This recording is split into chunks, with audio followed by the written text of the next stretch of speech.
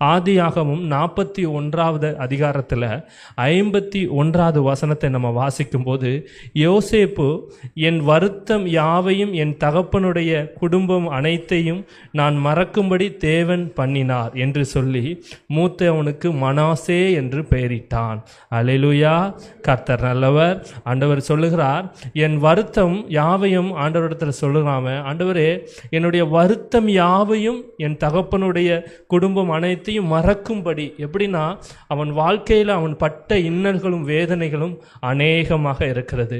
எப்படி நம்ம ஒரு குடும்பத்திலிருந்து பிரிக்கப்பட்ட பிறகு தன்னுடைய தாய் தகப்பன்னு சேர முடியாமல், நம்ம கூட இருக்கிறவங்க உடன்பிறந்தவங்களை பார்க்க முடியாமல் தனித்து விடப்பட்ட ஒரு நிலைமையில் இருக்கும்போது, என்னதான் நமக்கு ஒரு சில காரியங்கள் நடந்தாலும் ஆசீர்வாதம் இருந்தாலும் அந்த துக்கம் நம்ம இருதயத்தில் இருந்து கொண்டே இருக்கும்.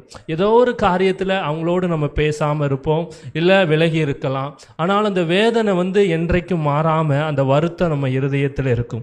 ஆனாலும் பாருங்க, இந்த யோசேப்பினுடைய வாழ்க்கையிலும் அநேக வருத்தங்கள் இருந்தது. நம்ம வாழ்க்கையிலே போல தான் அந்த யோசேப்பினுடைய வாழ்க்கை. ஏன்னா நம்மளும் சில நாட்களில் சில வருத்தங்களை கண்ணீரையும் கடந்து வந்திருப்போம். ஆண்டவர் சொல்லுகிறார், உன்னுடைய வருத்தம் வேதனையை நீ மறக்கும்படி நான் உனக்கு ஆச்சரியமாக அதிசயமாக நடத்துவேன் என்று ஆண்டவர் சொல்கிறார். இந்த வார்த்தை நமக்கானது தான், இந்த வாக்குத்தத்தம் நமக்கானது தான். ஆண்டவர் அதான் அந்த வார்த்தையை நமக்காக கொடுக்கிறார். உன் வருத்தங்கள் யாவையும் மறக்கும்படி நான் பண்ணுவேன்.